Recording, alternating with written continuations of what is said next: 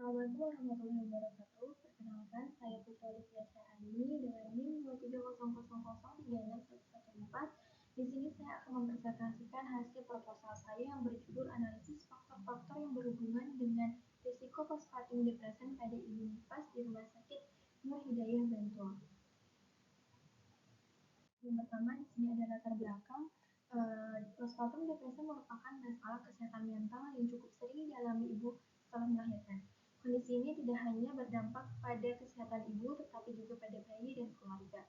Berbagai faktor seperti pola makan, status gizi, kualitas tidur, dan dukungan keluarga diduga berperan terhadap munculnya risiko postpartum depression.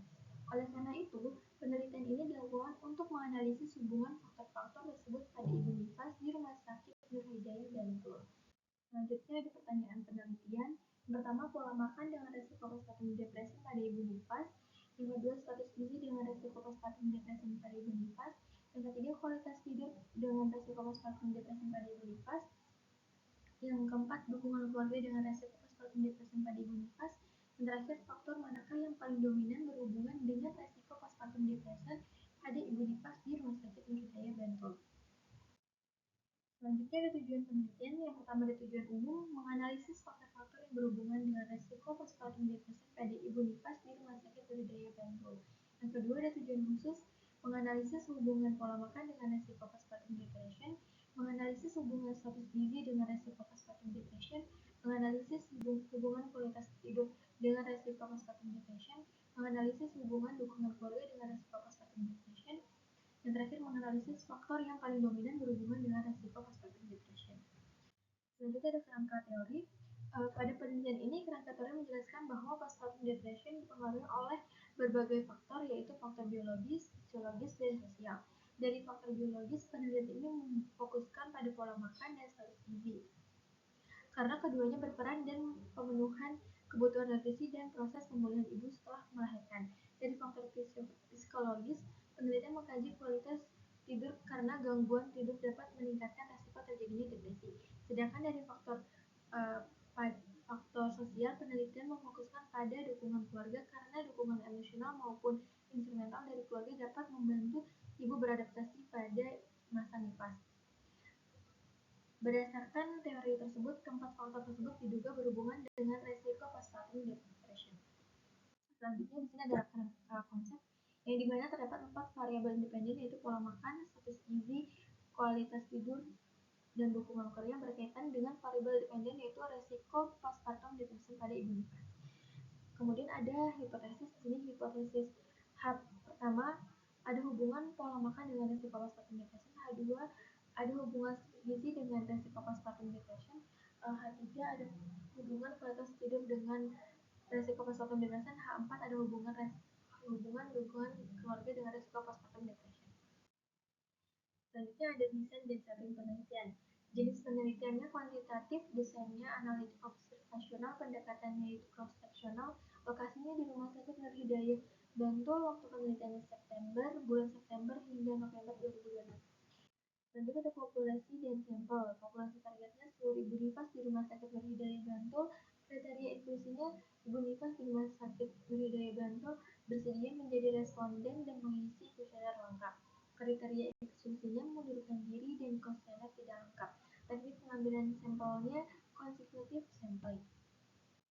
Selanjutnya di sini ada variabel dan definisi operasional, di mana yang pertama ada variabel pola makan. Definisi operasionalnya kebiasaan konsumsi makanan ibu nifas yang meliputi jenis, frekuensi, dan jumlah konsumsi selama periode tertentu. Alat ukurnya menggunakan SPFQ, skalanya ordinal. Selanjutnya ada status gizi.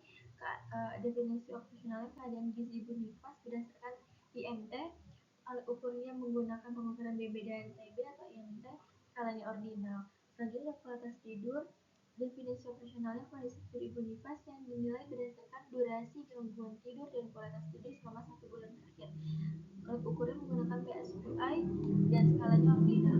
Dukungan keluarga, definisi operasionalnya bentuk dukungan emosional, informasi, penghargaan, dan bantuan instrumental yang diterima ibu dari keluarga selama masa nifas. Alat ukurnya kuesioner dukungan keluarga, skalanya ordinal. Dan terakhir ada risiko postpartum depression. Definisi operasional, risiko terjadi depresi setelah melahirkan berdasarkan skor EPDS, alat ukurnya menggunakan EPDS skalanya ordinal. Selanjutnya ada metode dan instrumen pengumpulan data. Di sini data atau variabel yang dikumpulkan karakteristik responden, yang dimana metode pengumpulan datanya wawancara dan pengisian kuesioner.